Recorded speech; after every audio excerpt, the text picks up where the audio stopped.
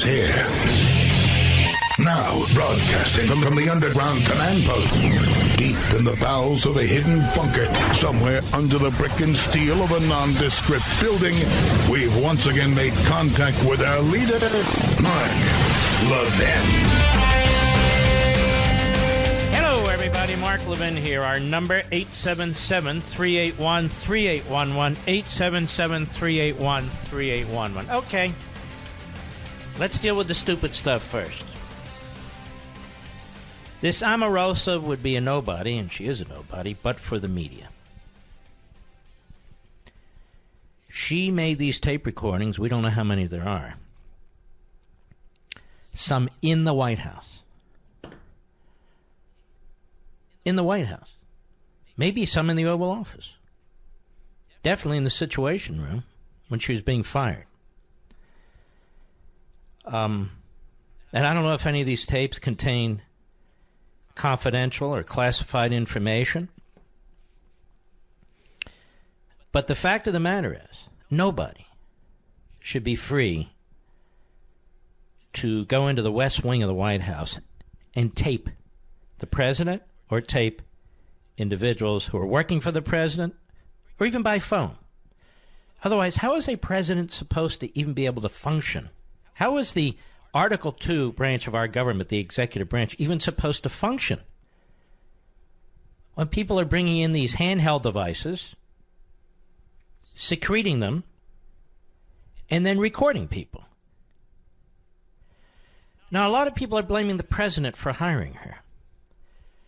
You know, a president hires over 3,000 political appointees in his administration. He can't be responsible for all of them. Now, maybe people will say, but in this case, he may have hired her specifically. Well, that's fine. But the fact is, there's a security breach here. There's a security breach here. I'd like to know who's responsible. In addition, Omarosa. How do people walk into a room with an iPhone or Android or whatever they're using to record and not get caught?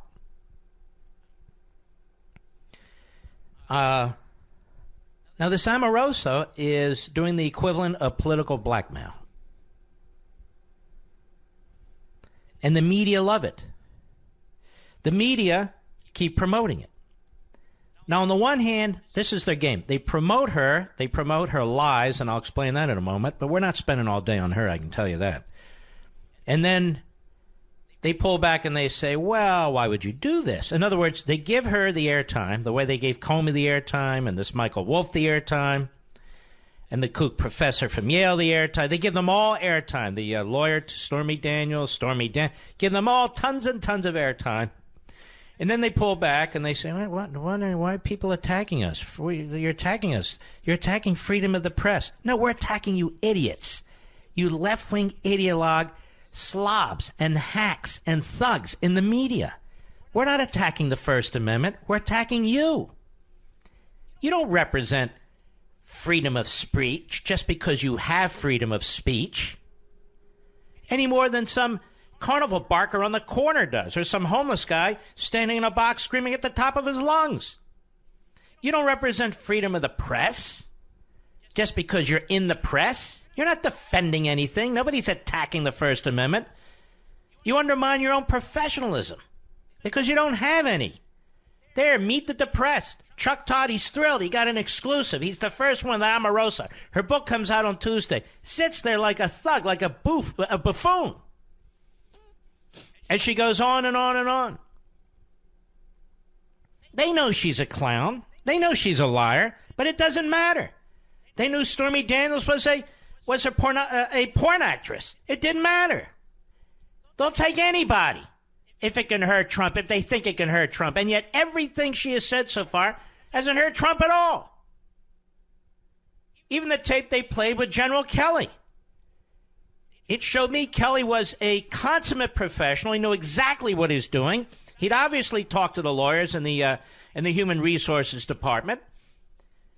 And if anything, it's damning of Omarosa, where he said, look, we got more crap we had to deal with you. I'll put it in Mark language. people you abused, positions you abused, money you misspent, and so forth and so on. Just go quietly. Otherwise, we got to bring all this stuff up, and it'll get ugly. That's what a boss says. Then she tried to goad him. Did you talk to the president? What did the president say? This is a former 4-star Marine general. And he says, all these people report to me. I'm responsible for them. Don't worry about what the president knows or doesn't know, because she was taping. And even though Kelly didn't know she was taping, again, he conducted himself like a consummate professional. Now, person after person mentioned in her stupid book says she's a liar. Sean Spicer, George Conway, Frank Luntz, Michael Cohen, and scores of, I don't know about scores, many others. And yet the media keep pushing her. And then the tactic is to get her out there, get her to trash him, and then have second thoughts and, maybe, we're not saying she's right or anything, and the taping is a problem. Now, we need to know if the taping violates any White House rules or any executive branch regulations. We need to know, because if she has committed a prosecutable offense, she needs to be prosecuted. And not just because what she's done to this White House. You cannot have people coming into a White House, working in a White House, and creating this kind of disruption. The presidency needs to function. That's part of the problem with Mueller. So Omarosa is a buffoon. She's a clown. She's a serial liar, according to these other people who are mentioned in the book. She says, well, he was trying to get a tanning machine in the White House. Nobody was trying to get a tanning machine in the White House. Well, Sean Spicer's paid, you see, to be supporting the president. He says, I'm not paid to be supporting the president. Well, Frank Luntz knows that he used the N-word once in front of him or overheard it. And says, I don't know what she's talking about. Then NPR, of all places, catches her in a lie. Where first she said she never heard the tape from The Apprentice in which he supposedly said the N-word, and then later she said she did. We had a caller here who worked on The Apprentice in the studio, on the crew, said he never heard Trump use words like that. And if he had, it would have been known immediately because there were minorities working on the crew. Black, Hispanic, you name it. And yet, what did the top of the network news talk about on my broadcast that I heard? Omarosa. What did Today Show talk about? Omarosa. What did the Sunday Meet the Press show talk about? Interviewed Omarosa. CNN, Omarosa. And they're going to keep pushing it. They'll keep pushing it. And I think it'll backfire at some point. You can't keep bringing the lowest of the low on TV and then expect the people to respect you. She's the lowest of the low, not because she was on The Apprentice, not because the president hired her, because of what she did in taping other people and putting together this book. Mr. Producer, I don't even know who the publisher is. You want to find out who the publisher is? I'd like to know who that is. All right. We'll be right back. Mark Levin.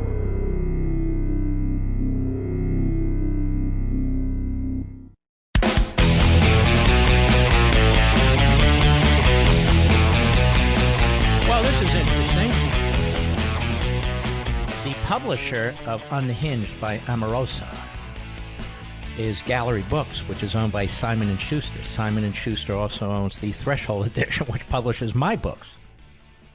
But this is really quite shameful. It really is. But Mr. Producer's poking around on the Amazon top bestseller books list. She's number 6. And he says, holy mackerel. Well, he doesn't use that. He uses a different word. Holy something else. Number 5. Look at number 5. I said, well, what's number 5? Beating Omarosa. I said, well, what is it? He said, in fact, it's beating all nonfiction books. So, well, what is it? Dr. Michael Pillsbury's The 100-Year Marathon. China's secret strategy to replace America as the global superpower. I said, wait a minute. I had him on Sunday on Life, Liberty, and Levin at 10 p.m. on Fox. So his 3-year-old book, he doesn't even have hardback and paperback. It doesn't look like his paperback shot from oblivion to number 5 on the bestseller list on Amazon. It is beating Omarosa's book, despite all the press she's getting from NBC and ABC and CBS and the Washington Post and the New York Times. Because I'll tell you why. A couple of reasons. He was spectacular on Sunday when we did the interview. And he raised issues new that are gravely worrisome and very important. And you folks are into that. You want to know what's going on in the world. So you have Omarosa, who is a clown gesture, a serial liar, a buffoon, embraced by the media, promoted by the media as yet another malcontent, yet another miscreant that the media used to try and get Trump. And she knew it. That's why she cut her book deal, I suppose. And then you have beating her in front of her an author who came on my little late-night Sunday show at 10 p.m., which actually is a big blockbuster, ratings-wise, thanks to you. A fabulous guest. Brilliant man, very articulate. Dr. Michael Pillsbury, and his book is number 5. People say, the power of the Mark Levin show on TV and radio, that's not it. It's the power of the Mark Levin audience. It's the smartest audience of all audiences. I don't care what degrees you have or if you don't have any degrees educationally. You're engaged. So Pillsbury's book is beating everybody. Everybody. I mean, you got the complete ketogenetic diet for beginners, the publication manual, Crazy Rich Asians. I'm reading other books. Girl, Wash Your Face, stuff like that. And then you have real books. A 3-year-old book that's now number 5 on the Amazon list. It's an incredible book. Now, just to show you what frauds are in the media, and I hope, Brian Stelter, you're listening. I know you're a stalker. As long as you're not a perverse stalker. This book shoots up in 24 hours to number 5 on the Amazon list. It's 3 years old. It talks about grave dangers that China creates for America, has tons of new information. He's talked to 8 defectors. The book had to be approved by the CIA. There's stuff in there that's never been revealed before. It's 3 years old. And this man has never had much time on CNN that I'm aware of, or MSNBC that I'm aware of, or Meet the Press, or Face the Nation, or what's the other one? I don't even know. This Week with Doofus? None of them. He doesn't get the attention he needs, and he's writing about a dire threat that the United States faces in all levels and in all ways. And he gets no phony media attention. And then they jump up and down and say, we are the free press. They almost act like oligarchs themselves, the media, don't they? We are the free press. We tell you what's true. We tell you who the liar is. We tell you what the news is. We are objective. You, Nazis, cultists, racists. We know what's right. Do not question us. Do not challenge us. Do not criticize us. Do not attack our profession. Do not attack our corporate masters. No. Then you're against the free press. No, I'm not. I'm actually. Yes, you are. Now, the rest of the Constitution, they cherry pick. Second Amendment, they hate. First Amendment, as long as it involves liberty, freedom of religion, they don't like that very much. I don't want to sell a cake to that guy. Well, you must. You sell that damn cake, and you do what we tell you to do. What about freedom of association? No, that doesn't. What do you think? It's a pure view? You can't have a pure view of these things, except when it comes to us. Freedom of the press. We believe in freedom of the press, but we also want a professional media. And they do not have our respect because every day, rather than earn our respect, they earn our disgust. Hence, Omarosa. Hence, Stormy Daniels. Hence, Stormy Daniels' lawyer. Hence, the nutty professor from Yale. Hence. Go on and on and on. So the media can manipulate what you hear and what you read in the context of both giving you information that may not be accurate and withholding information that may be accurate. And I know they have to prioritize. They only have so much time, so much space. I got all that. But how do you promote Omarosa and ignore Dr. Michael Pillsbury? You don't, unless you're a joke. And that's the problem. That's the problem. And we have media now organizing a campaign against the president. We'll discuss this after the bottom of the hour. There's so much to get into. I mean, I've said many, many times, I may have to do a Jerry Lewis type radiothon from time to time. It's just, it's 3 hours is not enough. It's just not enough. But we now have a cabal of editorial boards that write, the editorials for their various newspapers that nobody reads. We have a cabal of editorial boards that are getting together. Collusion, you might call it.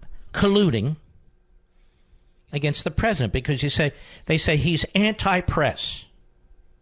He's anti-press. He doesn't believe in a free press. What has he done to the free press? Well, he talks like Stalin. Yeah, but Obama acted like Stalin. He sicked our federal police on our free press. Wow, that's different. Well, what do you mean? It is different. Obama actually was Stalinist. Obama was Stalinist. Trump hasn't done anything. I want to get into this when we return. These days, you can do just about anything online and on demand. It certainly makes our lives easier, right? Well, now you can even get postage on demand with Stamps.com. That's right. With Stamps.com, you can buy and print real U.S. postage for any letter or any package right from your computer 24 hours a day, 7 days a week, when it's convenient for you. My clients expect their shipments fast, and Stamps.com helps me deliver. You, too, can access all the services of the post office right from your home or office. Send any letter, any package, anywhere. Just click, print, and mail. It's that simple. Stamps.com saves you money, too. They give you postage discounts you can't get at the post office, and it's a fraction of the cost of expensive postage meters. And now we have a special offer from Stamps.com for our listeners. The offer includes a 4-week trial plus postage and a digital scale. No long-term contracts. To get this special offer, simply go to Stamps.com, click on the microphone at the top of the homepage, and type in bunker. That's Stamps.com, enter bunker.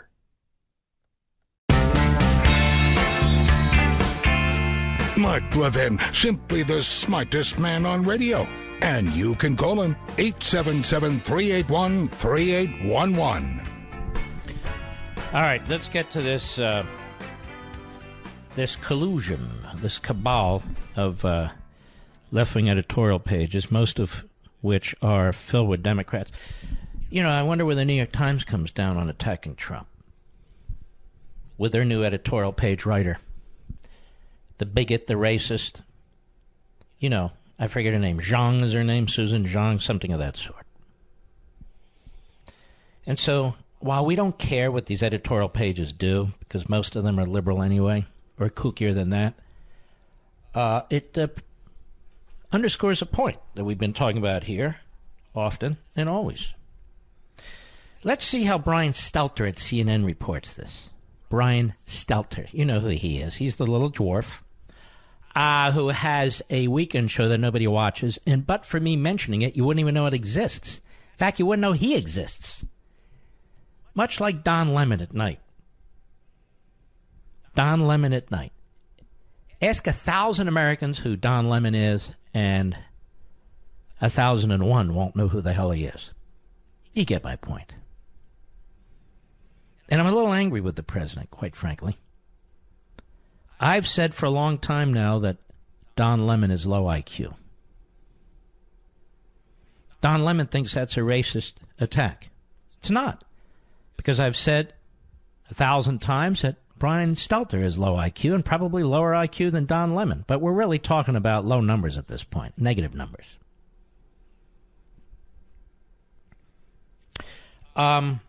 More than 100 newspapers will publish editorials decrying Trump's anti-press rhetoric. This is how Brian Stelter reports at CNN, the constipated news network, with no ratings. The dirty war on the free press must end. That's the idea behind an unusual editorial writing initiative that has enlisted scores of newspapers across the country. The Boston Globe, now that's pretty funny. The Boston Globe, left-wing radical kook newspaper, editorial board, kooks. I don't know if they're still owned by the New York Times Company or not. But Kennedy sycophants. The Boston Globe has been contacting newspaper editorial boards and proposing a coordinated response to President Trump's escalating enemy of the people rhetoric. And I'm sure they did the same against Obama when they learned that Obama was spying on AP and spying on James Rosen of the Fox News Channel. I'm sure they were. And I'm sure they all got together when the libs go after Conservative Talk Radio or the Fox News Channel. I'm sure, being the great defenders of liberty that they are. We propose to publish an editorial on August 16th on the dangers of the administration's assault on the press and ask others to commit to publishing their own editorials on the same date, the Globe said in its pitch to fellow papers. See, it's always about them. It's always about them. They're reporting on themselves. They're writing about themselves. They're editorializing about themselves. They're victims, don't you know? They can't say what they want to say. They can't write what they... Oh, they can. Sure. I wonder what they would have thought of John Adams back in the day. John Adams and the Alien and Sedition Act. The Sedition Act, of course, applying to newspapers and others that would speak out against the government in a way that the Federalists at the time thought might undermine the budding government, the new country. We've talked about this. Thomas Jefferson and his new party ran against John Adams for, among other reasons, arguing the repeal of the Alien and Sedition Acts. They hate Jefferson, though. They hate Jefferson. They do plays on Hamilton. They hate Jefferson because Jefferson was an agrarian, because Jefferson was a states' rights guy. So they hate Jefferson. But anyway, let us continue. As of Saturday, we have more than 100 publications signed up, and I expect that number to grow in the coming days, Marjorie Pritchard, the Globe's deputy editorial page editor, told CNN. Well, that's like, Lenin talking to Trotsky. The American Society of News Editors, the New England Newspaper and Press Association, and other organizations have helped her spread the word. Well, I'll be damned. The response has been overwhelming, she said. We have some big newspapers, but the majority are from smaller markets, all enthusiastic about standing up to Trump's assault on journalism. What a bunch of quacks. Assault on journalism. More big-mouth drama queens in journalism than ever before. More unprofessional, historically illiterate mouthpieces, Democrats, progressives, call them what you want, in the media than ever before. The media has never sunk so low. They used to have a period of yellow journalism. This is the new period of yellow journalism. More like pink journalism. Instead of printing the exact same message, each publication will write its own editorial, Pritchard said. Well, why bother? Just write one and spread the word. That was a key part of her pitch. Quote, the impact of Trump's assault on journalism looks different in Boise than it does in Boston, she wrote. Well, she would know, being in Boise as often as she is. Our words will differ, but at least we can agree that such attacks are alarming. Sick. Journalists have noticed, now this is Stelter, an uptick in Trump's attacks against the news media in recent weeks. He's been using dehumanizing language like enemy of the people more often. Well, Bill Maher stole a line from me, or his 400 comic writers did. Remember that, Mr. Producer? I've been calling the left the enema of the state for 15 years. Bill Maher just figured that out 2 weeks ago. He probably needed an enema. He said, wait, I got a joke. Anyway, enema of the state is what I've been calling the left all the time. So we will not call the media the enemy of the people. We will call the media the enema of the people. And if Bill Maher steals it again, we'll call him out again. He's been using these dehumanizing language like enemy of the people more often. He has also been speaking to reporters less often, limiting the chances for questions to be asked. Yeah, that's the problem. Trump doesn't talk enough to the American people through his tweets or through his spokespeople or even at these various events where he speaks. They're trying to trip him up because they know there's a criminal investigation going on, and they want Trump to say something that then Mueller can say, see that, we got him, see that? So he's being mindful of that. Notice the media, the enemy of the state, are not complaining about any of the behavior of Mr. Mueller, of the Clinton campaign, of the DNC, none of it with respect to the dossier. As a matter of fact, how many stories have CNN and MSNBC and CBS and ABC and the rest of them? How many stories have they broken on the dossier? Or the involvement of the Clinton campaign in the DNC? Or the FISA court? Or Mr. Stroke? Or Ms. Page? Or Mr. McCabe? Or Mr. Comey? How many stories have they broken? Very few. And less and less and less. Right? As time goes on. All right, Stelter is like the biggest enema of the state, as far as I'm concerned. With Trump's words and not you, Don Lemon. You're an enema of the state, but he's a bigger enema of the state. All right, does that make you happy? Probably does. With Trump's words and deeds as the backdrop, some media critics have urged the White House press corps to engage in acts of solidarity. You already are, you clowns. You're all leftists. You are. Omarosa. All right. She moves from NBC to this network to that network. Stormy Daniels. By the way, aren't these so-called journalistic outlets exploiting women? Have you noticed? They're exploiting Omarosa and her defects. They've exploited Stormy Daniels and her defects. They're exploiting these women. Maxine Waters, she's out there yapping away. They exploit her. I mean, the media are exploiting these women, as far as I'm concerned. The coordinated editorials may be another example of unity across the news business. Yes, that and ideology. Although there's a long-standing debate about the effectiveness of newspaper editorials, well, for a lot of us, it's hard to tell, Stelter, what an editorial on a news page is. There is certainly strength in numbers. The greater the number of participants, the more readers will see the message. Well, not on CNN. Nobody watches CNN, you clown. Pritchard said she expects differing views from the editorials, but the same sentiment. The importance of a free and independent press. I believe in a free and independent press. You in the media believe that you should be free to be a cabal and use the press to sabotage a presidency. There is a difference, a big difference. And you reveal yourselves, you're so buffoonish. The editorial pages are going to get together, ladies and gentlemen. Not use the same exact words, but the same sentiment. Now keep in mind, these are all businesses. Some of them own these papers by major corporations. They all get together to write editorials, and they talk about freedom of the press, when they're all saying the same thing. It's like Russia TV. Here's a fair question. Why do we need CNN and MSNBC if they're going to say the same thing?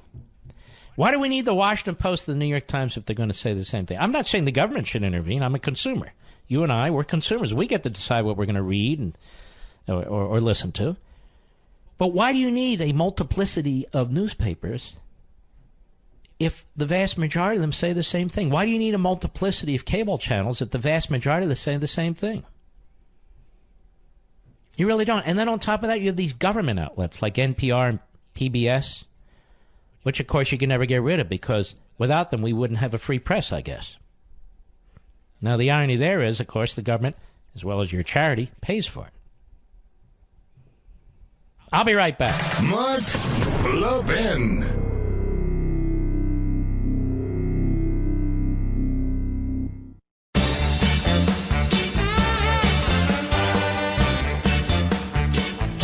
All right. Hold on to Raphael. I want to get to him in a second.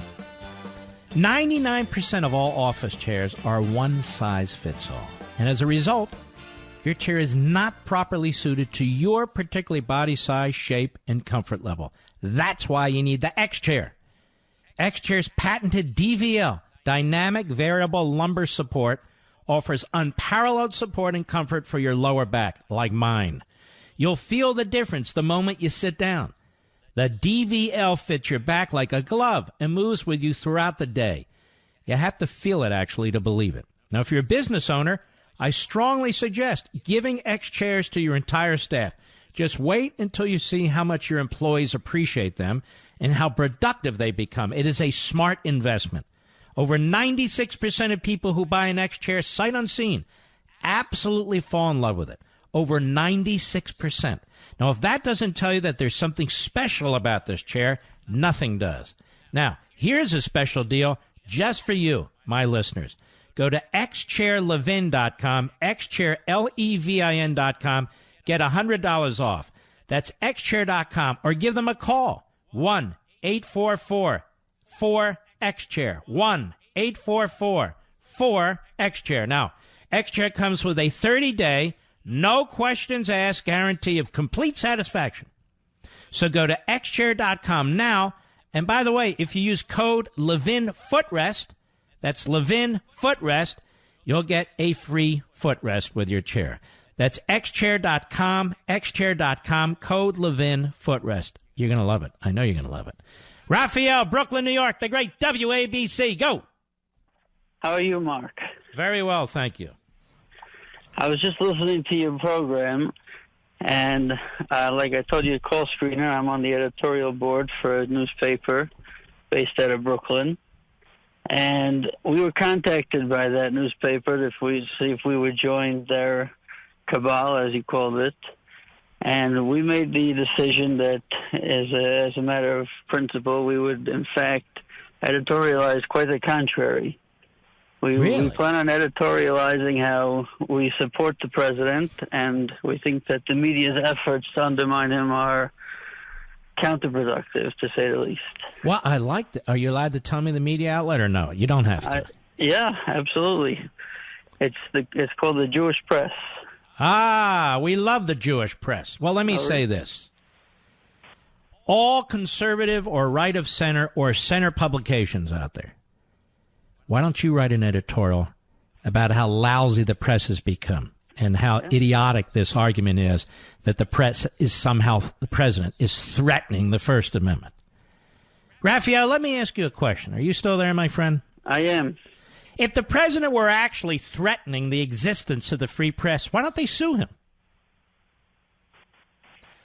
I mean, if a president is actually violating the Constitution, if he's actually violating the Bill of Rights, if he's actually violating the freedom of the press, and they have concrete examples and therefore have standing to bring a federal lawsuit, where's the federal lawsuit? I couldn't agree more. They just don't like it when he calls them out. He's calling them out. He's not calling the First Amendment out. He's not calling out freedom of the press. They use this as propaganda. They use this to camouflage their ideology, do they not? Absolutely. All right, I just wrote your editorial. Did you notice? I do hope other newspapers follow our lead. I hope so, too. I'm sure the Weekly Standard's going to do that. All right, my friend. Thank you for your call. Isn't that Bill Kristol's magazine? Yes. Well, maybe the Washington Times, the Washington Examiner, some real newspapers, maybe our friends at National... No, forget that. They won't. Maybe Investors Business Daily editorial page. You know, some of these newspapers and magazines out there, maybe they'll do some editorials about freedom of the press and the nature of the press today. What do you say? That's a good idea. I think I came up with a good idea. Don't you, Mr. Producer? Well, yes, I did. All right, let's continue. Phyllis, Paducah, Kentucky, the great WVLK. Go. Hi, Mark. First-time caller. Been trying to talk to you for weeks. Thank you. Omarosa, another news, just to distract the president. They can't leave him alone and let him do what he needs to do for the country. And to me, he doesn't even need to respond to it. But what kind of news is it? Pardon? What kind of news are we really getting when they're promoting her? Fake news. And so they're telling you're attacking freedom of the press. Are they not the most unprofessional gaggle of buffoons you've ever seen? They don't report on the things that need to be reported on. Now, I'm with you. They don't. I'm with you. Nope, they don't. Blowing up Omarosa, a reality TV star. We all know it. Well, they'll say so is Trump, but you know what? Trump went through the ringer. None of these reporters did. I think we have reality media now. What do you think of that? He has no integrity. None. And by the way, she was taping, so you know what? That really does justify her firing. I mean, General Kelly and the others were right to get rid of her. She was a nut. Well, there we have it. She is a nut. Big brother. By the way, Phyllis, I feel sorry for you. I feel very sorry for you and your fellow citizens. You know why, Phyllis? Why is that? The great people of the Commonwealth of Kentucky, and it is a Commonwealth, you know. Your senior senator, I'm sorry. Yep. Mitch McConnell, yes. My gosh. You know, like Bob Byrd, he names every highway. Have you noticed the Mitch McConnell this and the Mitch McConnell that? Have you driven around the state lately? Yes. Yes. Yes. The Mitch McConnell Rest Center. You ever seen one of those? Mm-hmm. On the highway? Yes. It's like, I have to, go to the restroom. And when I think of that, I got to go to the Mitch McConnell Rest Center. You understand my point? Oh, it's a pleasure, Mark. All right, Phyllis. God bless. I'll be right back.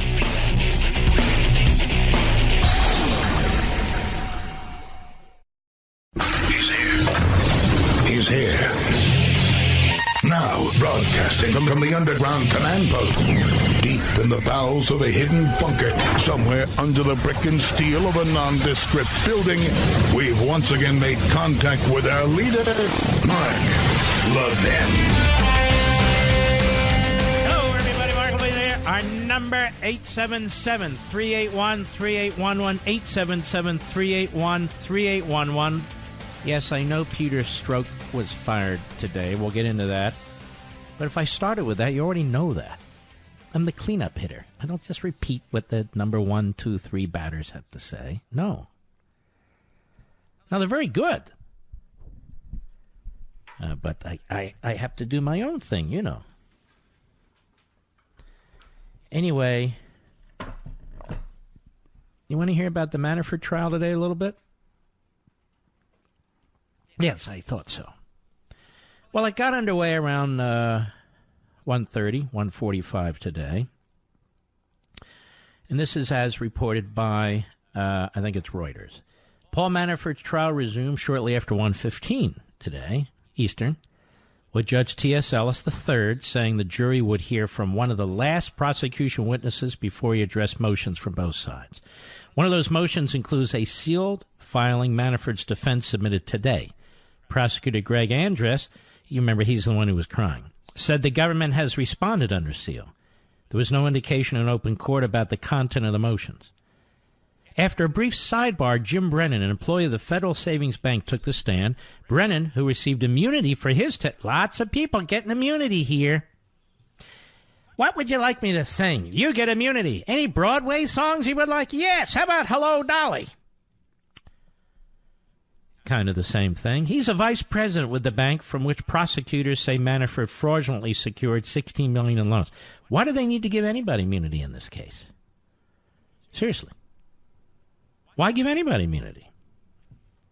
Why pick Manafort as the target? Why not pick the vice president of this bank? Well, we know the answers to these things.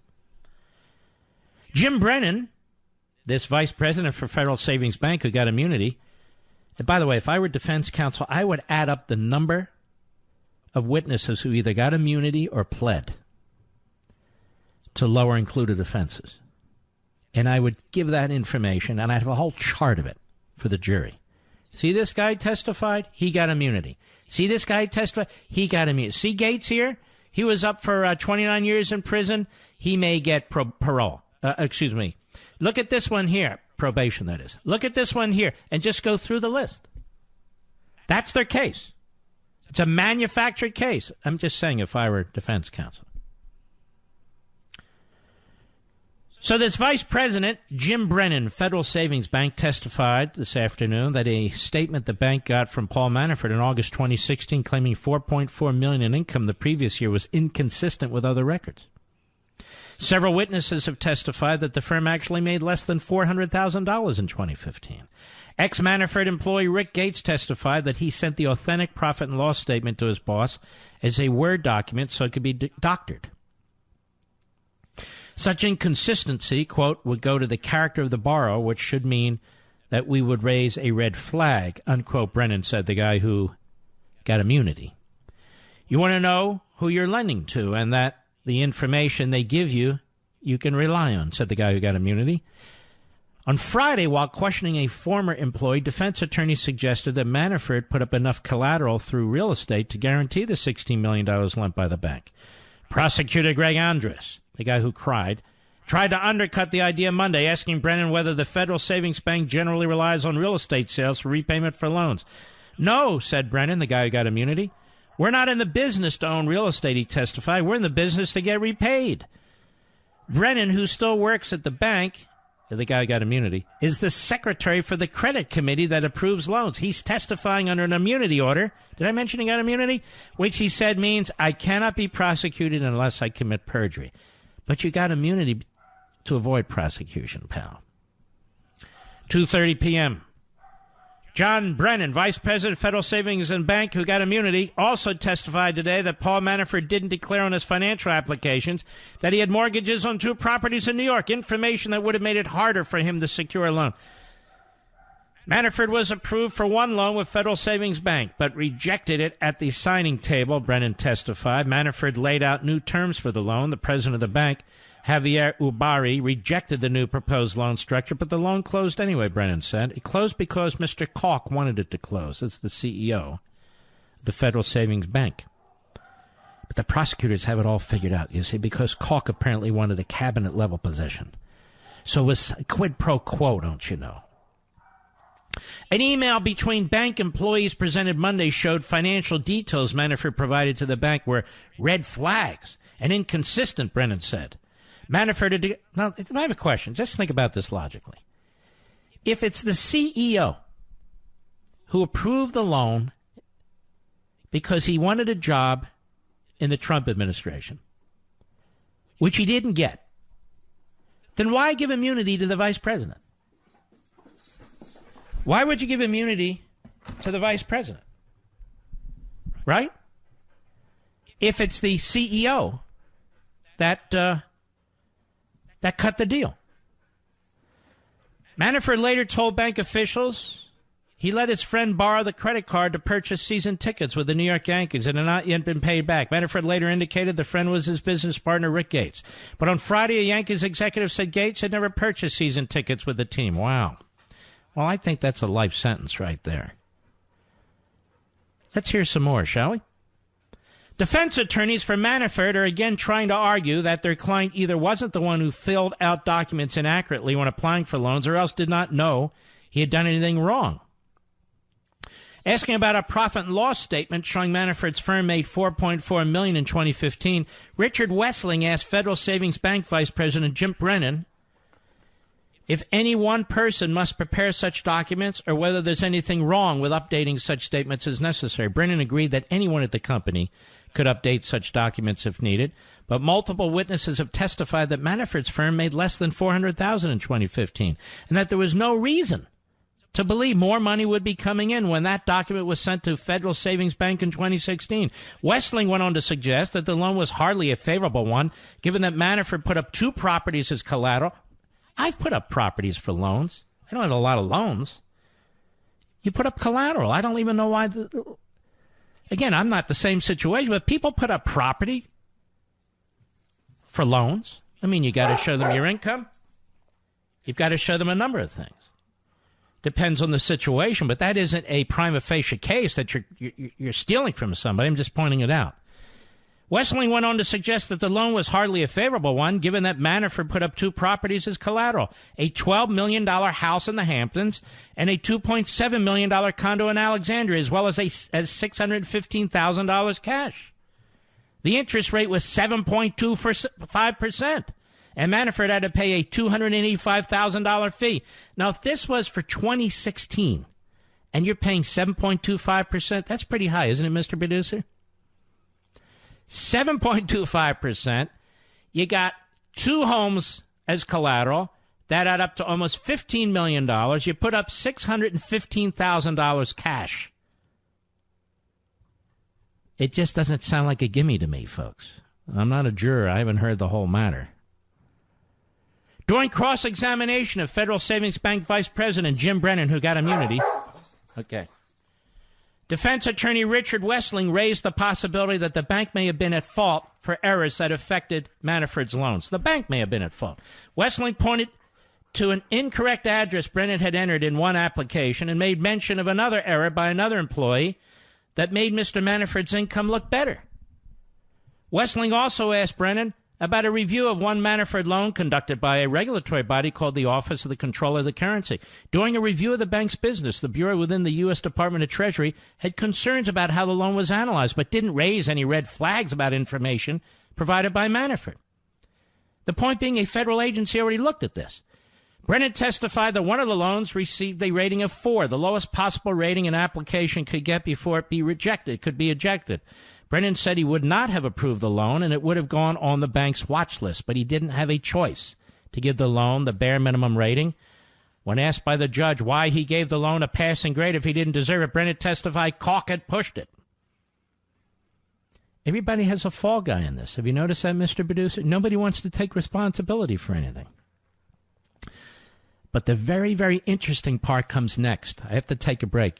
The judge again spars with the prosecution. This is very, very compelling. We'll be right back. Mark Levin.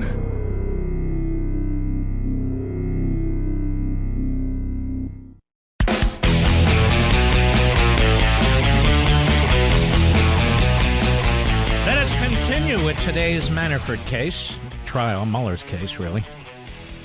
Late today, about 4:40 p.m. Eastern. Whether or not Paul Manafort's prosecutors are done with the case depends on how Judge T.S. Ellis III rules about whether an agent from the Treasury Department can retake the stand. Paul Ellis already testified that Manafort did not report foreign bank accounts on his taxes. Prosecutors wanted to come back and say his consulting firm didn't either. Well, defense attorney Thomas Zenley said that in closing arguments, they do plan to say Manafort had no obligation to report foreign bank accounts in the years he only owned 50% of his firm, Davis Manafort International. It's very clear that if you do not own more than 50% of the entity, you do not have a responsibility, Zenley said. Manafort's wife owns the other half of the company, and they file joint tax returns. He's accused of failing to report the foreign bank accounts from 2011 to 2014. For 1 year charged, 2011 Manafort was the firm's sole owner. When Manafort filed as a foreign agent in 2017, prosecutor Uzo Aznyi noted he also described himself as owning 100% of the business. Judge Ellis pointed out that Davis Manafort Partners, later Davis Manafort International, was not accused. You could have indicted the company, but you didn't, he said. The assistant U.S. attorney Aznyi said that was true, but it was the defense that was now making the argument that this was a corporate responsibility. Ellis took a short recess to decide the issue, predicting neither side would like his ruling. Well, they came back at 5 p.m. Eastern tonight.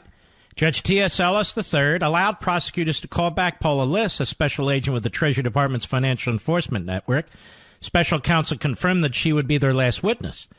Prosecutors intend to ask her if Manafort's consulting firm ever reported foreign bank accounts.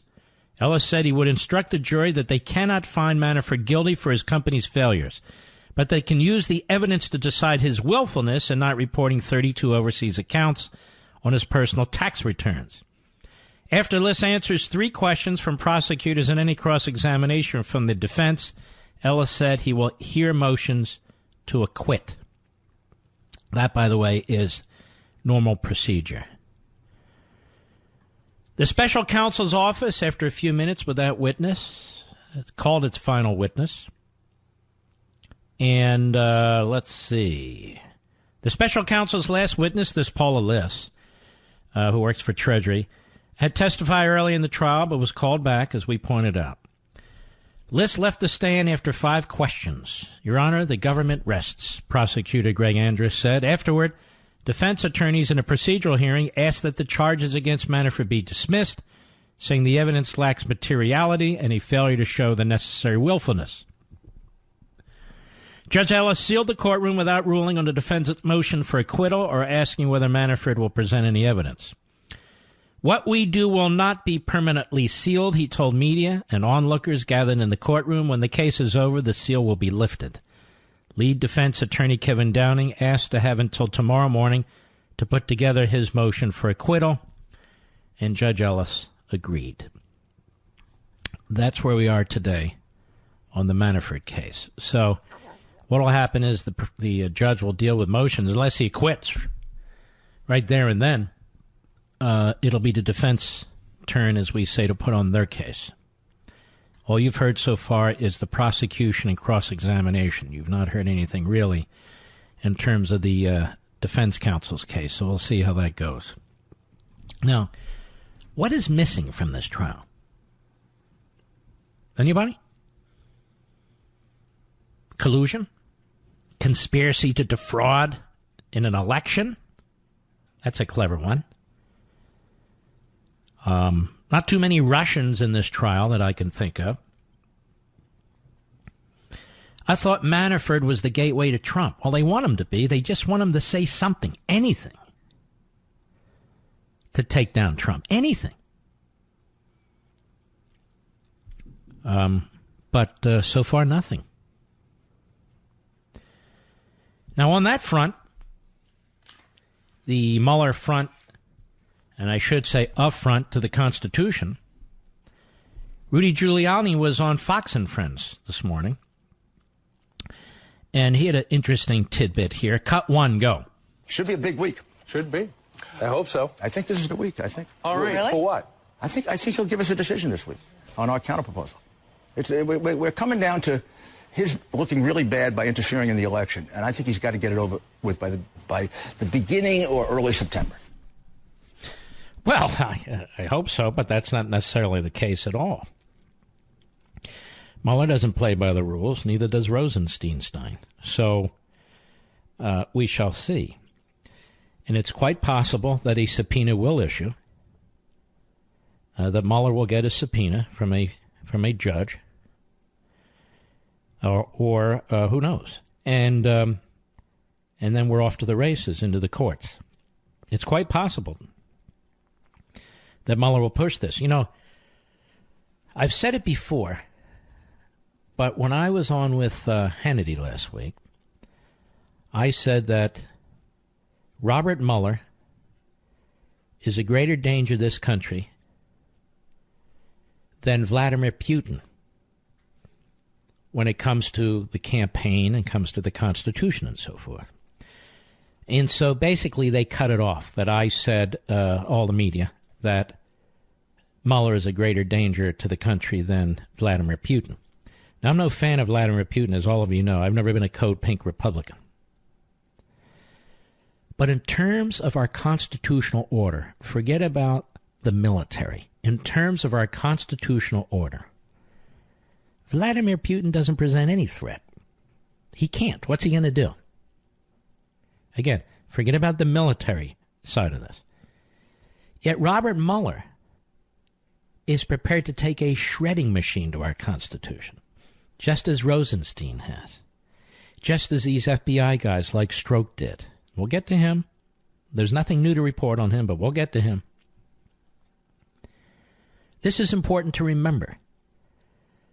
The president has an obligation to over 60 million people who voted for him, for our electoral process, our Constitution, separation of powers, and the office of the presidency, to fight Mueller, to fight him. Now, I understand the Praetorian Guard media, which pretends it's under attack, that is the free press, has this all twisted in a knot, has it all turned upside down. The media in Wonderland has done that. That it's the president threatening the Constitution. He's not threatening the Constitution in the least. They want to overturn an election. They want to remove him from office. They want to disenfranchise over 60 million people. And they do not want anyone to get into the way of their agenda. The president has a responsibility to fight that, to fight them, and to fight efforts through one unelected, unaccountable prosecutor to reverse the Constitution, the election, by violating the Constitution. I'll be right back.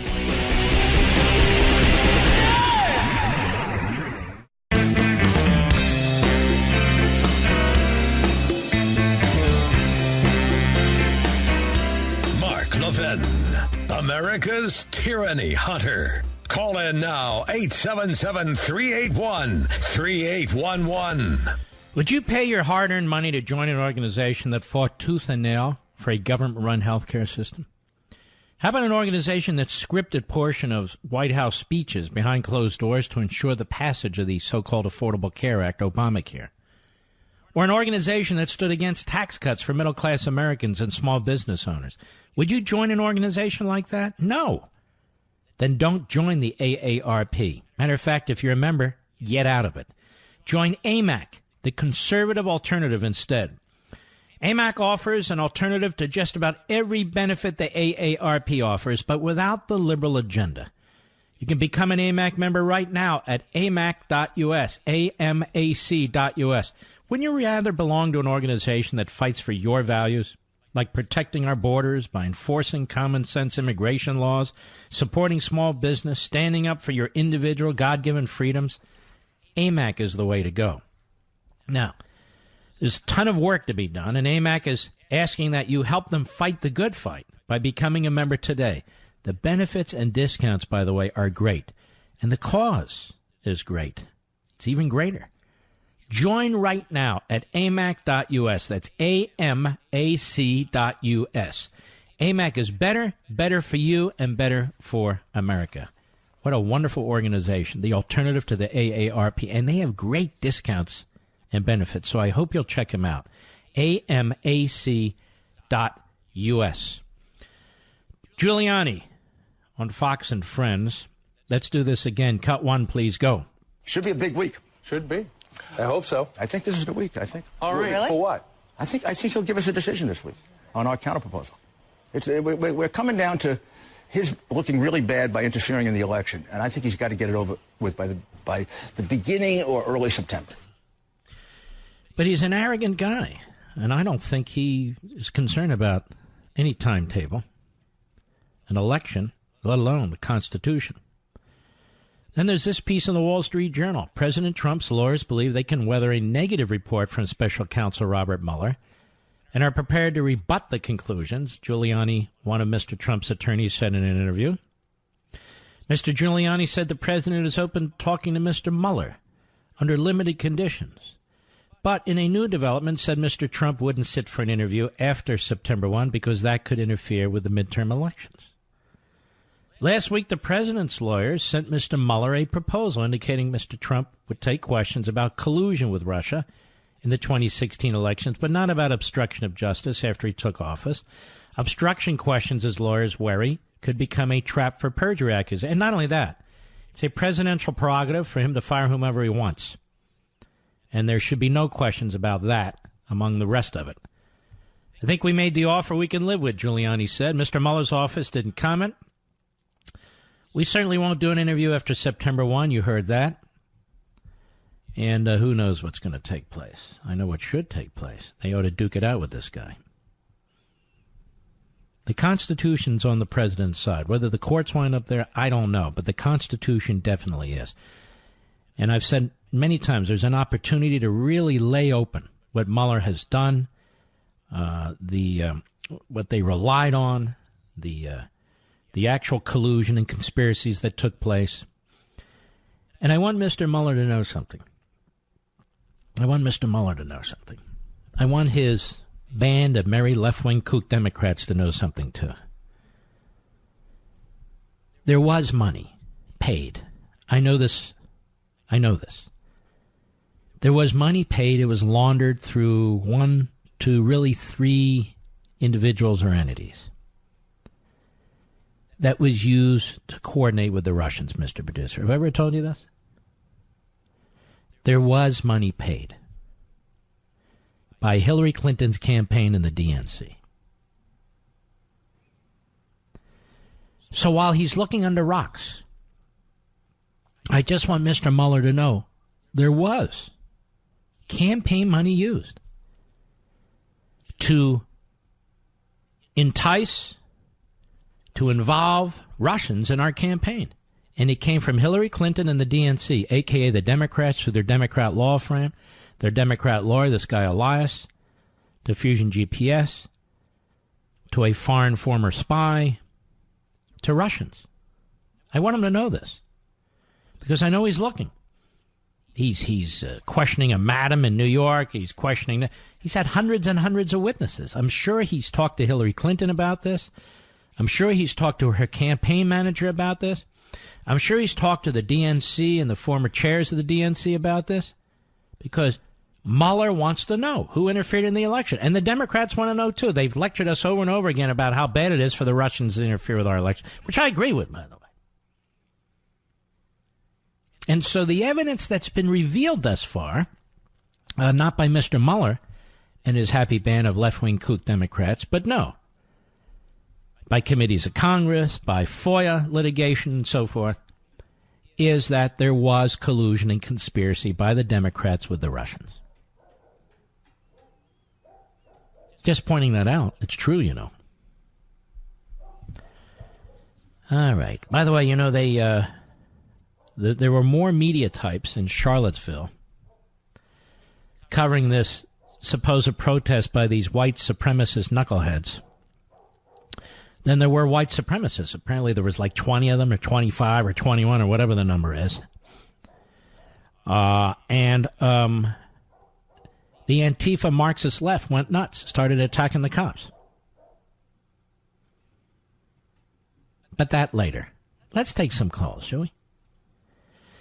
Let us go to Dennis, Lakewood, California, 870 The Answer. Yes, Dennis. Mark, I listen to you all the time. It's like going to school, but I only learn 10 times faster. Well, thank you. So I may not have all the answers, but throw one out there. Go ahead. Well, you're like a golden needle in a haystack. So as far as these issues go, can you explain immunity? And what are the circumstances? And how do they... who decides who gets immunity? All right. Well, let me cut to the chase here. Well, the prosecutor can offer a subject before they become a target or when they become a target immunity, or the subject and or target can request immunity in exchange for testimony. So the prosecutor can lay out what information they believe they have on this person and then tell them what the sentence could be if they lose in court and how many years they might serve in prison. And then there can be a negotiation that takes place. So it's really the prosecutor in the first instance who can offer immunity, or it can be the individual who is the target who can request immunity. And then they sit down and they discuss, they work out an immunity deal. And under what circumstances might they get immunity? What kind of testimony that person thinks they can offer the prosecution. The prosecution can then go back and say, are you able to say this? Are you able to say that? Well, sure I can. Yeah, sure. Do you know that firsthand? Well, of course I do. And you wouldn't be committing perjury? No. And can you ask, do you know about this, and this perhaps? Oh, yes, I do. Okay. You know, that sort of thing. And what are the stipulations, and when did that start? Well, the stipulations have to be written, and they have to be signed off on by both parties. It's started, I don't know the date, but it's been going on for a long time. Okay. But what is interesting to me on this is how many people have gotten immunity or pled to something. It's a lot. And I got to believe the defense is going to do something to really hit home on that. A lot. Any relation to the common person opposed to a political person? I mean, I don't know what that means. One has nothing to do with the other. Okay. All right, my friend. Thank you for your call. I appreciate it. It's obvious they wanted Manafort from the get-go. And they think the big fish they got with Manafort's right-hand man, this guy Gates. But it turns out Gates is a really dirty fish. So we'll see. Ron, Grand Forks, North Dakota, the great WZFG, the flag. How are you? Mr. Levin, it's a pleasure to talk to you this evening, sir. Thank you. I have two quick comments. I know you're a busy guy. I really want to tell you, I'm Mark, actually not going anywhere. I'm sitting here. Your Sunday show, I've watched it since day one. I love the format. The people, Michael Pillsbury's show last night I wish it was 3 hours long. So do I. And there's finally a show, Mark, that you ask a question and the person on the other side can listen to the facts and get an answer. And I just got to tell you, sir, I love your fight. I'm one of these old guys from North Dakota. I'd rather fight than switch. That's an old cigarette commercial. Yeah. And I think you're a dying breed, sir. And I love what you do. I listen to you as much as I possibly can. And to be honest with you, Mark, I've been around some pretty smart people in my life, but you just blow me away sometimes with your quickness and your knowledge. And Ron, think you're doing a great. You're very, very kind. I really, really appreciate it. And before I leave this earth, I want to visit North Dakota. I really do. Anyway, Ron, thank you for your call. You're very gracious, overly kind, actually, but I really appreciate it. Thank you. People will say to me, on radio, you sound like this. On TV, you sound like... Look, they're different formats, and I'm trying to accomplish different things, but get to the same result. And get the, information out there that I hope will inform people and strengthen the Republic and strengthen our liberty. Now, I know, I don't care how many media formats I'm on, that you and I were only a small fraction of the population out there. But that's all one person can do. And we've actually been talking in my family here. I do a 3-hour radio show 5 days a week. I do the Fox show at 10 p.m. Eastern on Sundays. I do Levin TV 3 to 4 days a week. I get endless requests to go on different TV programs, which I do to some extent. And I love writing my books. But something has to give. I can't do all of it all the time. So we'll see down the road. We'll figure it out. All right. I'll be right back. Mark Levin.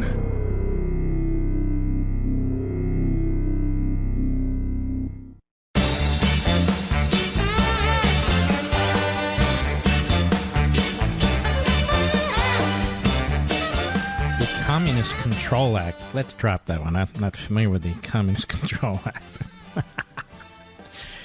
Inside story. I know you love freedom. Now, how do I know that? Because you listen to my show. And my show and everything I do is all about preserving freedom and the form of government that secures it for us. It's the same thing with Hillsdale College, one of the very best, truly liberal arts colleges in the nation. That's why I talk about them all the time, because Hillsdale is committed to pursuing truth and defending liberty. They teach their stellar students to defend freedom, no matter what they major in, whether it's science or music or economics or business, whatever. Hillsdale teaches them how to defend liberty. And they do that for you, too, through their free monthly digest of conservative thought. It's called Imprimis, as you know. 3.8 million Americans receive it for free every month. And you, my friend and fellow freedom lover, you should be reading it, too. You can subscribe for free at levinforhillsdale.com. That's Levin for Hillsdale.com. There's no strings attached. Generous donors who want to preserve freedom for future generations make it possible for Hillsdale to send Imprimis to you for no cost every month. You receive it at your home or your business. You read it, then you pass it on to the next person, the next person. You pass it on to your kids. It's a way to help them explore liberty and defend it, and in cases where they've gone the wrong way, to bring them back. Start receiving and reading Imprimis so you can know how to defend liberty freedom that you love, and same with your family. It's very simple. Go to levinforhillsdale.com, levinforhillsdale.com. That's Levin for Hillsdale.com. All right. Let's see here. No, we're not going to... Caller 4, guys. Seriously? How about Raj in Vienna, Virginia, the great WMAL? Go. Thank you, Mark, for drawing attention to the diversionary tactics and everything else done by the wrong type of press reporting. You have correctly pointed out about the reporter attacked by Antifa in Charlottesville. NBC ignored its own reporter. But coming back to what I called about was how Keith Ellison, who's... All right, we'll get to Keith Ellison a little later. I haven't had time to get to that yet. So let's put Raj back on hold. Keith Ellison is something I want to get to in the next hour, so we're not prepared for that right now, or I haven't laid the foundation for it. Now, cut 10, Mr. Producer. Back to Omarosa briefly. Angela Rye is a leftist, and she's also a CNN political commentator, a purported media type. And she doesn't even like Omarosa. Cut 10, go. What's frustrating to me is I find myself having to agree with the Trump administration on something. And the one thing that I agree with them on in this case is that it is not just inappropriate, it is certainly a national security breach and a challenge to be recording anything in the Situation Room. Yes. I have a Homeland Security background. Like, you just know better. And in this instance, you regularly finding yourself on the other side of the administration saying they don't know better. And for whatever reason, whether it's lack of training or a lack of regard for the rules or regulations that exist, they don't know better. But there still have to be repercussions for that. I think the other issue I have, frankly, is if Omarosa knew all of this when she went into the administration, which she did, then she should have never gone. Right. But that's no reason to not keep putting her on TV and promoting her allegations, and then the same media outlets pretending that they have problems with her allegations. Why put her on at all? You know what? I know why. Mr. Producer, let's see if Omarosa will come on the show. Contact her PR person. Say, I want to interview her about her book. Book comes out Tuesday. Why not? Give it a try. I'm batting, 0 for 500 when it comes to libs and people of that sort, but we'll give it a try. You never know. There could be one. Kenny, New Orleans, Louisiana. Mark Levin app. ML, go. Mark, to your knowledge, has any federal prosecutor ever served time in jail for prosecutorial misconduct? Like that guy at Duke Lacrosse, didn't that prosecutor spend 1 day in jail for that unbelievable... Honestly, I haven't done a lick of investigation into this, but I believe some have, actually. Oh, well, that's great news. But, hey, Mark, but hold on now. But they are very few and far between. You're exactly right. And what does that tell us? And some of them have lost their law degrees. And they went after Ted Stevens, senator from Alaska. We've talked about that in the past, out of the public integrity so-called division of the criminal division of the Justice Department. And they withheld exculpatory evidence. No penalty. Okay, can I finish the story? I'm sorry. And they withheld exculpatory evidence. And the judge eventually was made aware of this. Judge Emmett Sullivan has been around forever in the D.C. circuit, but he's a district court judge. And they were punished. One of the gentlemen committed suicide. One of the prosecutors was relatively young. He was in his 40s. And others had their careers, frankly, rightly destroyed. So there can be consequences, yes. Well, thank you, Mark, and thanks for taking my phone call. All right, buddy, you take care. But you got a guy like Weissman, Andrew Weissman, who is Mueller's right-hand man, who is a disgrace. He's been admonished by judges in the past. He's a big Hillary seal clapper. And for Mueller to hire him just shows you what a clown Mueller is, how dangerous this man is to the Constitution and the Republic. I'll be right back.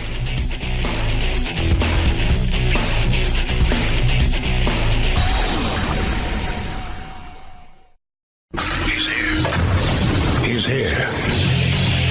Now, broadcasting from the underground command post, deep in the bowels of a hidden bunker, somewhere under the brick and steel of a nondescript building, we've once again made contact with our leader, Mark Levin.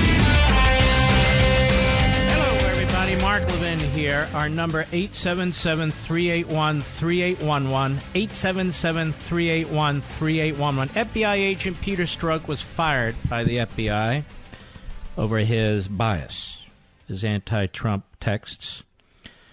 There's not a lot to say about this. We've talked about this clown for a long, long time.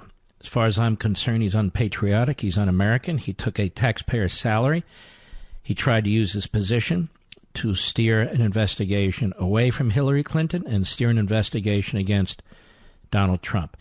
I can't think of a bigger abuse of power. I can't think of a bigger scoundrel. I don't know why it took so long to fire his ass. But he's not qualified to run the fryer at McDonald's. And he never should. Anyway, what else can I say about Peter Strzok? Now, what's relevant here, of course, is when Mr. Mueller does whatever Mr. Mueller will do. Well, it's very important for the Trump lawyers to bring this up, as well as the other numerous problems in this investigation, and to lay it out, to duke it out. That's been my advice all along. And more I see my advice playing out, which is a good thing. I'm not a lawyer for the president. Duke it out on the constitutional side, win, lose, or draw. He should win, the president, but you don't know. You can get these goofy liberal judges. Duke it out on the facts. Facts are with the president.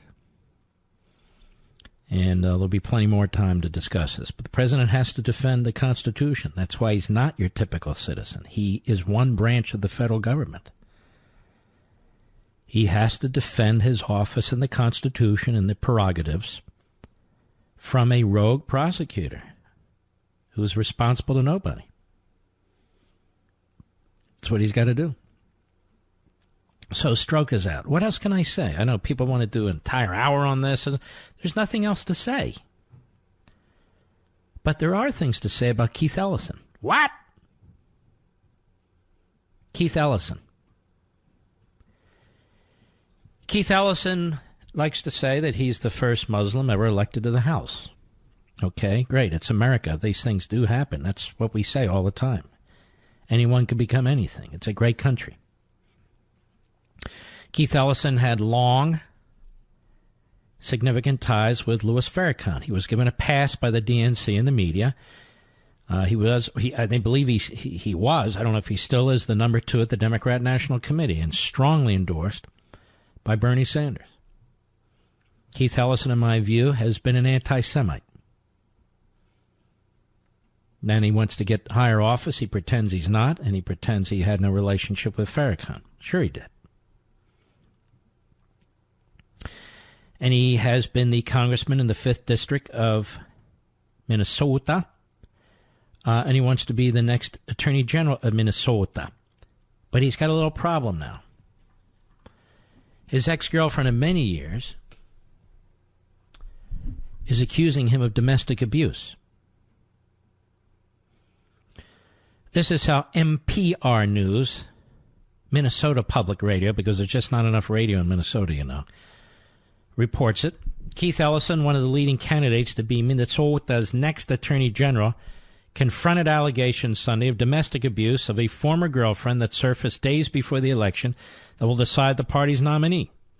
The allegation that the physical abuse was caught on video was posted to Facebook late Saturday night by the woman's son, 4 days before Minnesota's primary election, where Ellison is facing off against 4 other Democrats for the open Attorney General seat. In a written statement Sunday, Ellison denied the incident. He said he was in a long-term relationship that ended in 2016, but he denied the allegation of abuse. What happened is the allegedly abused woman, who had been in a relationship with him, as he says, for a long time, her son came forward on Facebook. Austin Monahan. He's 25. He was very angry about what had happened to his mother. And now his mother has put out a statement confirming what the son says about long-term abuse by Ellison. But he says, I still deeply care for her well-being. This video does not exist because I never behaved in this way, and any characterization otherwise is false. Now, State Representative Deborah Hillstrom, who's also running for the Democratic nomination for Attorney General, recirculated the Facebook post and called on Ellison to answer the allegation. Hillstrom was later joined by Democratic candidates Matt Pelican and Tom Foley, who separately called for Ellison to address the allegation. In the post, Austin Monahan, 25, said that in 2017 he was going through his mother's computer when he saw a file that included a 2-minute video showing Ellison in a physical alteration with his mother. The alleged video was not included in the Facebook post and has not been provided to NPR News. There are no police reports or court documents confirming the incident. Austin Monahan said he confronted Ellison by text message after he saw that video and said, I know what you did to my mama. Now, this is what's interesting about NPR News. What we've seen with hashtag Me Too or something like that, Mr. Producer, is that you assume that the allegation is accurate and that you demand an investigation and you demand consequences. But here, NPR writes, well, there's no this, we don't have evidence of this, they haven't turned over that. Okay, fine. Why are they treating Ellison differently than the others? Why? Because they want him to win, that's why. Karen Monahan, an organizer with the Sierra Club, was in a relationship with Ellison for years. The two are seen together in many of her social media posts, including hiking together in national parks and posing with the Obamas at the White House. Records show she lived in his Minnesota home before the relationship ended. Ellison, who was previously married to a different woman, is divorced. In recent weeks, Karen Monahan has been active on social media talking about the Me Too movement, which encourages women to share their experiences of sexual harassment and assault, and has also shown public support for Hillstrom's campaign for Attorney General. Until now, she hadn't named Ellison in the posts, but she had tagged him in many. More than 100 text and Twitter messages between Ellison and Karen Monahan, shared by Karen Monahan and reviewed by NPR News, show the two communicating after their breakup for months, coordinating her getting her things from his house. The tenor of the conversation at times was friendly, with the two acknowledging concern and care for one another, at other times more combative over the terms of their breakup and emotional pain Karen Monahan said he caused her. In one exchange, she tells Ellison she plans to write about their journey in a chapter in her book, and Ellison warns her not to. Horrible attack on my privacy. Unreal, he wrote in one message. There's no evidence in the messages reviewed by NPR News of the alleged physical abuse. In a screenshot of December 2017 text message, which was sent to him. You know, this is very interesting to me, how the left deals with stuff like this. Like I say, they want evidence. Well, there's a lot of cases where there isn't evidence. Kim Ellison, who is Keith Ellison's ex-wife, came to the congressman's defense, signing a statement that was emailed to reporters. We may be divorced, but we are still family, she wrote. I want members of our community to know that the behavior described does not match the character of the Keith I know. And so there you have it. You can believe or not believe. But if you're to follow the left, aren't you supposed to believe? I'll be right back. Mark Levin.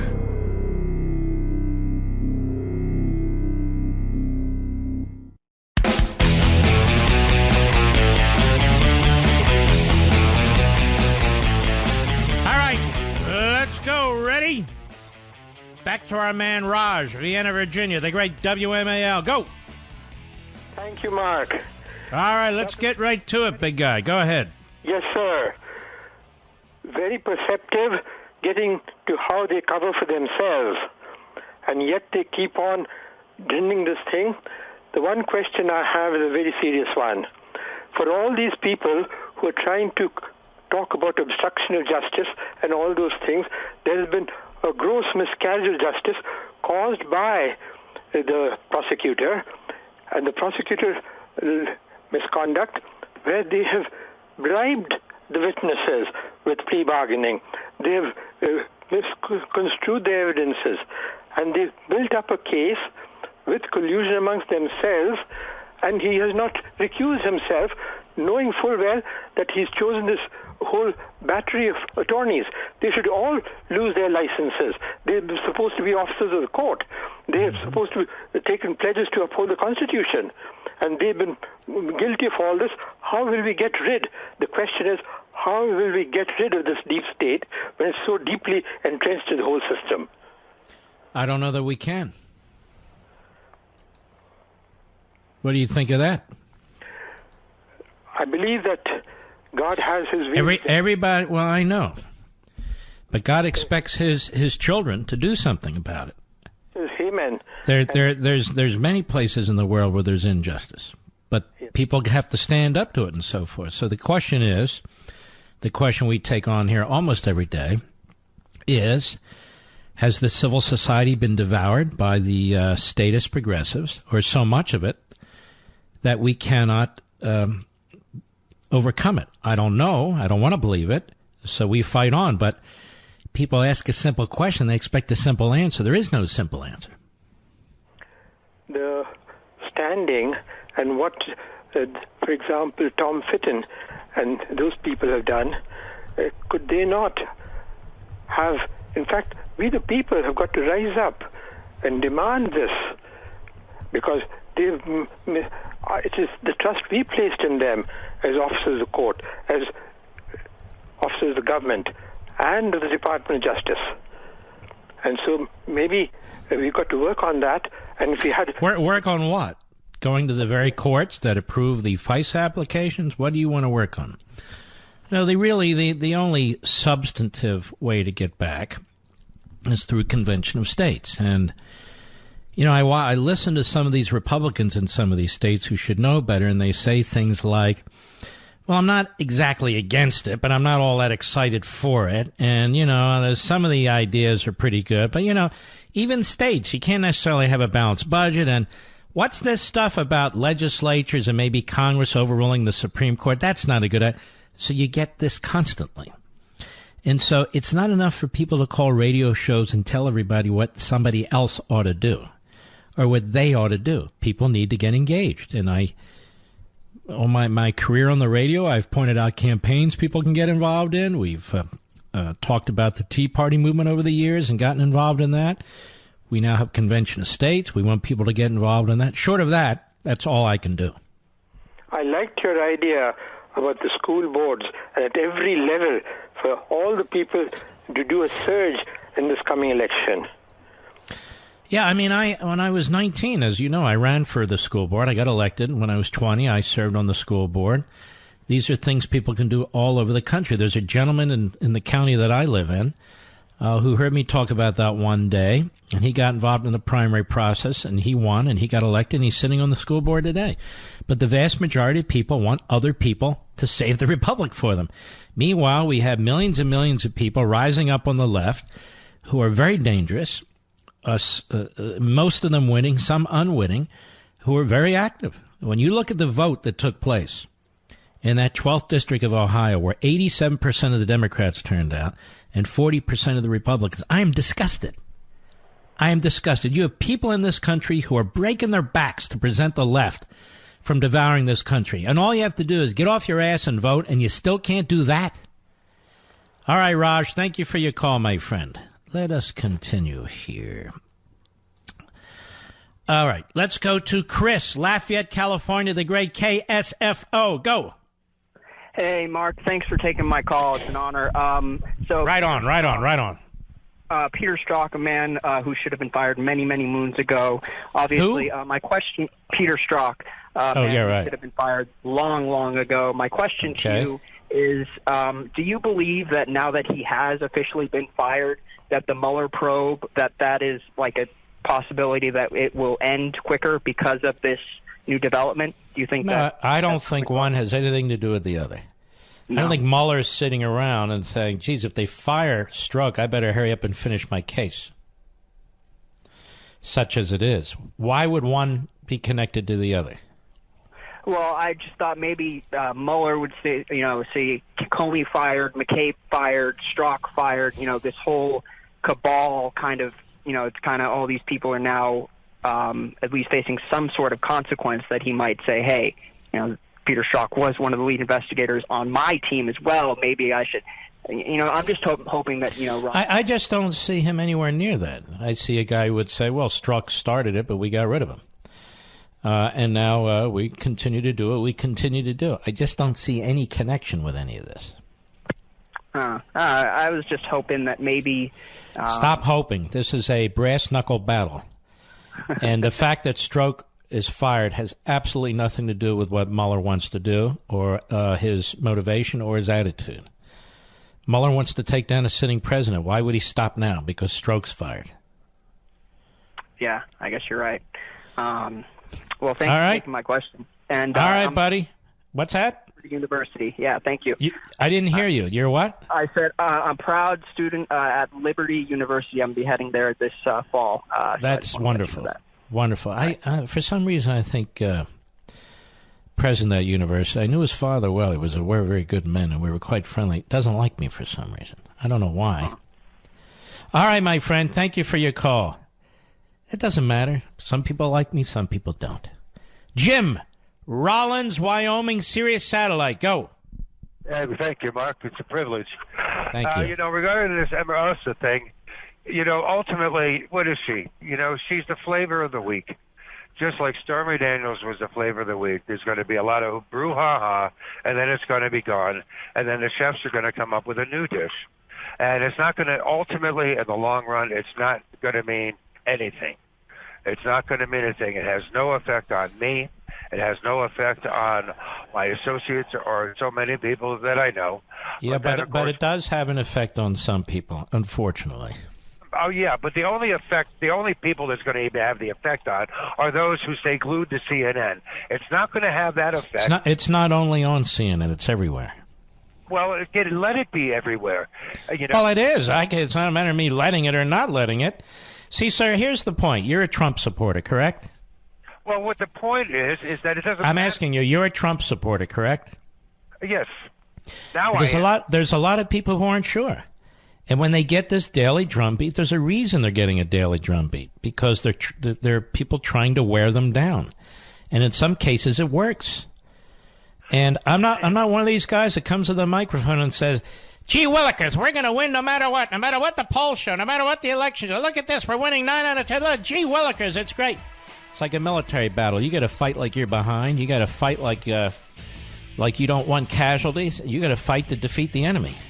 So to answer your question is, yes, it makes a difference. Everything they're doing makes a difference, and we got to step up and fight it every step of the way and not go to bed at night and just think this is all nonsense. It's nonsense, but it has an effect.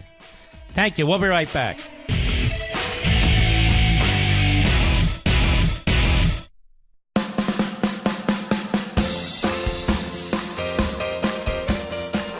You're listening to Denali, the Great One. The Great One. And you can call in now, 877-381-3811. It's the middle of the night, and you're tossing and turning, and you're covered in sweat. You could run the AC or a fan to try and keep cool. Or you can get rid of your heat-trapping mattress and sleep as cool as the other side of the pillow, like I do, on a Casper mattress. All Casper mattresses use premium foams that relieve pressure and help align your body, so you fall asleep feeling comfortable and awake, feeling refreshed. And thanks to the breathable material, you're guaranteed to sleep coolly all summer long. Casper ships for free in a box so small you won't even believe it holds a mattress. That's so you can try it risk-free for 100 nights. Just take your existing mattress, as I tell, lean it up against the wall, and try the Casper. If you don't love yours, they'll come pick it up, refund you everything. You've lost nothing. Sleep cool and comfortably every night. Get a Casper. Try yours for 100 nights with free shipping and returns. Let me tell you, Casper.com has not only revolutionized mattresses, it has revolutionized service, customer service. That's why so many of you love it. But the rest of you ought to get on board. Go to Casper.com, use code MARK for $50 towards the purchase of select mattresses. That's Casper.com, code MARK. Casper.com, code MARK. Terms and conditions apply. Well, there's a Gallup poll out, ladies and gentlemen. 47% of Democrats view capitalism favorably, down from 56% in 2016. But it's worse. Positive view of capitalism among Democrats and those who lean Democrat, 47%. Positive view of socialism by Democrats and those who lean Democrat, 57%.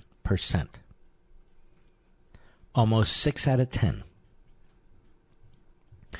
Republicans, positive view of capitalism, 71%. That's been consistent over the last decade. Positive view of socialism, 16%. Positive view of capitalism, 71%. Positive view of socialism, 16%. So, a majority of Democrats and those who lean Democrat have a favorable view, a significant 57% of socialism, and less than a majority have a positive view of capitalism.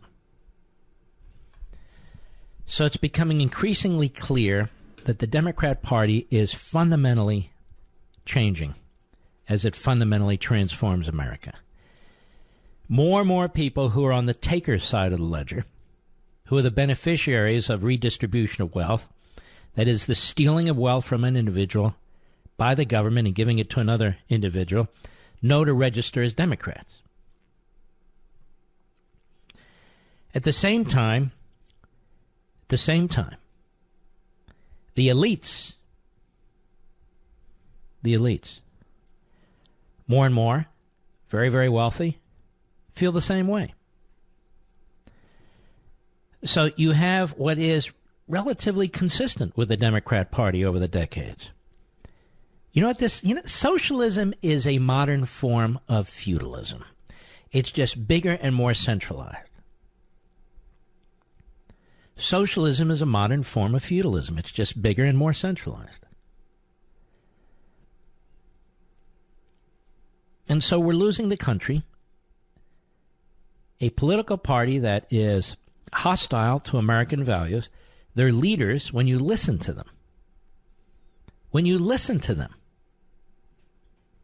Kamala Harris,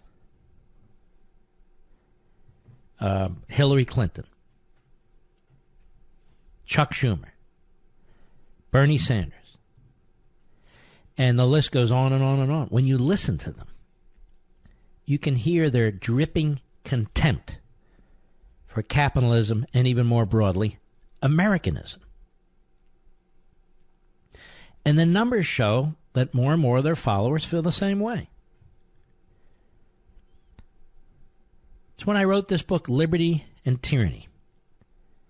Tyranny always exists in one form or another, to one degree or another. Liberty is always threatened by tyranny. One of the puzzles that we haven't been able to figure out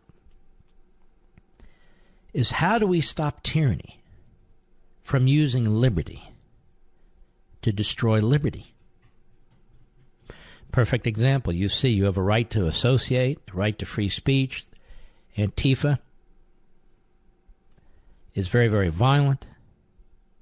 And so they use the freedom that is mentioned in the Declaration of Independence, broadly, and codified, if you will, or manifests itself in the Constitution, the First Amendment, to try and destroy the Republic. You have politicians who do the same thing. And there's a lot of reasons for this. It's getting increasingly complicated and overwhelming, but academia is one of the major reasons. Immigration, we're not allowed to select people anymore based on their attitudes or beliefs in our capitalist system and our declaration. If you say that ought to happen, then you're accused of being a racist, like Laura Ingraham, which is an outrageous smear of her and anyone else. You're thrown in with the white supremacists.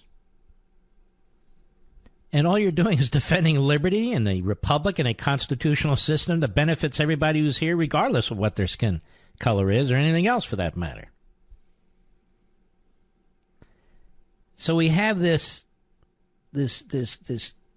growing combination of recipients, which is a broader list of people with a broader list of programs, and wealthy elites who do not live among, quote-unquote, the people, and are very left in their mindset.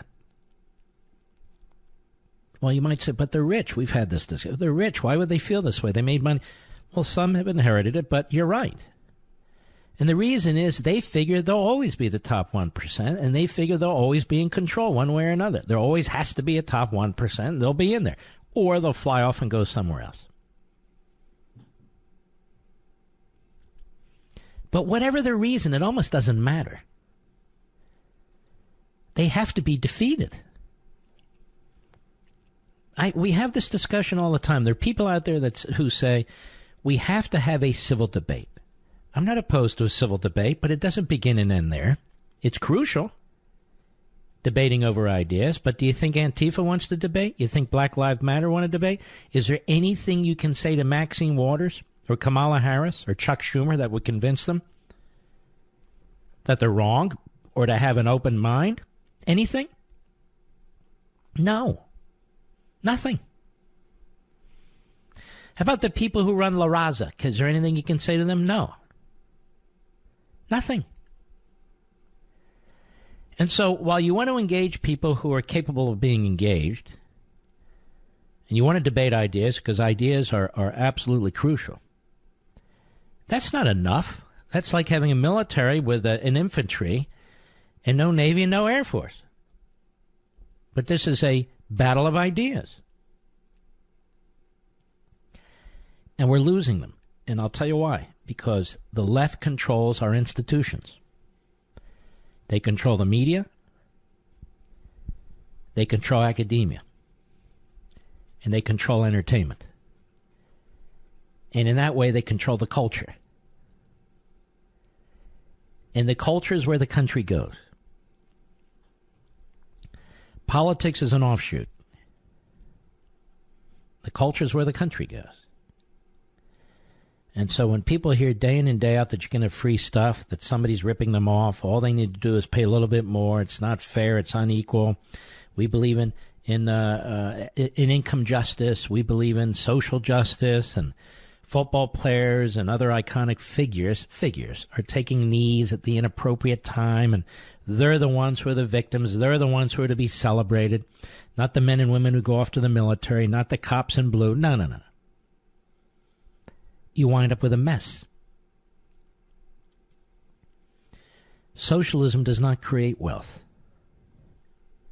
Socialism creates more government, more authoritarianism. Socialism is about taking wealth and redistributing it. Politicians who we say we detest become increasingly more powerful. Bureaucrats who we say are too numerous become more numerous. The private sector shrinks and shrinks and shrinks. Then basic needs and provisions can't be provided, let alone new innovations and technologies, life-saving drugs, better food, more available to more and more people. They disappear, like in Venezuela. I saw some left-wing professor on Tucker's show during the break. He's going on and on. He says elderly people like socialism. You have single-payer health care and Medicare, and you have a guaranteed universal income and Social Security. He reveals himself, you see, because the way these programs were sold to all of the elderly in this country, my parents, many of you out there, is that these were insurance programs that you contributed to, right? And you contributed a hell of a lot to both of them. So they stole the money. And so now some young punk adjunct professor goes on and tells you that's socialism. Or they'll tell you, well, the veterans, they like the VA, most of them. That's socialism. What he doesn't tell you is these are little pockets, in some cases, of socialism, or socialism light. If you had systemic socialism in this country, it would collapse. Everybody can't have Social Security. Everybody can't have Medicare. It's just an impossibility. If you can add, if you took third grade mathematics, I think we called it arithmetic back then. But more and more politicians, phony scholars, phony professors, Hollywood knuckleheads are out there telling you that you can have something for nothing. And people start to believe it. Parents and grandparents start to believe it as they destroy any future their children, grandchildren, or generations yet born will have. They destroy it. I'll be right back. Mark Levin.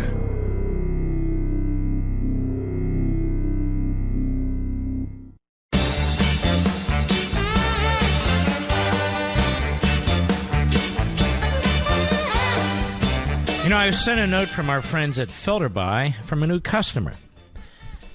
Customer said, I've been in the middle of a home renovation. There's drywall dust everywhere. Plus, the contractors are leaving the doors open, and it's been over 100 degrees many days this summer.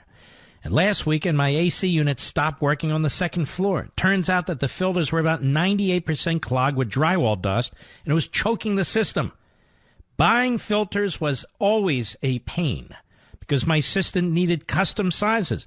But with FilterBuy, they're able to give me exactly what I needed, fast and at a great price. Why? They have over 600 types, and they will customize yours if necessary. And he writes, thank you for advertising with Mark Levin, and I second that. You know, because of stories like this, FilterBuy is America's leading provider of HVAC filters for homes and small businesses. Choose from over 600 sizes, as I said, and they ship for free within 24 hours, and they're manufactured in the United States. Save 5% when you subscribe for auto replacement like we at the Levin household do. Save time, save money, breathe better, and filterbuy.com. That's where you need to go. That's filterbuy.com, filterbuy.com, and tell them Mark sent you. Now, we have a Harvard professor who's calling for academic blacklisting of Trump administration members. I found this at the Daily Wire, and they cite the Boston Globe. In an op-ed for the Boston Globe. Remember the Boston Globe, the one that's organizing editorials against the president? Dana Roderick, professor of international political economy at Harvard University's Kennedy School of Government, calls for what is effectively an academic blacklisting of members of the Trump administration who, Roderick contends, should be prohibited from receiving even a semblance of honor or recognition, quote-unquote, from the gatekeepers of higher learning. He writes, universities should uphold both free inquiry and the values of liberal democracy. The first calls for an unhindered exchange and interaction with Trumpist views. The second requires that the engagement be carefully calibrated, with not even a semblance of honor or recognition bestowed on those serving an administration that so grossly violates liberal democratic norms. Mr. Producer, you know what I'm going to tell you to do? Get a hold of this guy, will you? See if he can kind of bring him in slowly, like a fish, okay? Roderick's open call for academia to treat members of the Trump administration differently than members of all previous administrations follows outrage from academics over the University of Virginia Public Affairs Center appointment of Mark Short, Trump's former director of legislative affairs, to be a one-year senior fellow. Before that, Harvard appointed Trump campaign staffer Corey Lewandowski as a fellow at the university's Institute of Politics. Such appointments, Roderick argues, presents a serious dilemma to administrations due to the danger of normalizing and legitimizing what can only be described as an odious presidency. So, the fascist totalitarian mindset that is, in so many ways, modern academia. We can have a debate as long as I don't consider you out of bounds. We can take Marxists. Oh, yes. We can take democratic socialists. We can take about just anything. But the Trumps, no. We can't take those people. The Trumpists is what they call us, I guess, because it rhymes, I guess, with Marxist, which he may be. But I'm going to be very gentle, very temperate, because I would like Danny Roderick, professor of international political economy at the Harvard University Kennedy School of Government, to appear on the program so we can have an honest discussion about this. So, Mr. Producer, just gently try and reel him in, will you? Academic blacklisting of Trump administration members. You know, if we were talking about communists, they would say, how dare you blacklist a communist? Those days are over. What are you, Joe McCarthy? But if you're blacklisting Trump administration officials, wow, that is really cool. That's a good thing. We can't have that. This is a stain on our institution, a stain on our democracy, a.k.a. republic. We can't have that. And he uses the word stain. The stain extends beyond political operatives and covers economic policy matters as well. Trump cabinet members and high-level appointees share collective responsibility for propping up a shameful presidency. They deserve opprobrium, not merely because they hold cranky views on, say, the trade deficit or economic relations with China, but also, and more importantly, because their continued service makes them fully complicit in Trump's behavior. Roderick defends what he describes as his call for defining clear rules of engagement. I wonder if he advises Antifa with members of the Trump administration by insisting that there is no conflict between encouraging free speech and exchange of views, which these rules are meant to support, and the university making its own values clear. Well, of course there is. But I will bite my tongue once again, and we will do our best to secure the scheduled appearance of Danny Roderick, professor of international political economy at Harvard University School of Government, so we can discuss this issue of academic blacklisting. What's the chances he comes on? Mr. Producer, I really hope you pull this. You pull this off, I'll give you... You pull this off, I'll give you one additional vacation day. What do you think of that? Oh, yeah. All right, ladies and gentlemen, we salute our armed forces, police officers, firefighters, and emergency personnel. Thanks for listening. We appreciate it. Check out Levin TV tonight. It's great. And we always love you. God bless you. See you tomorrow.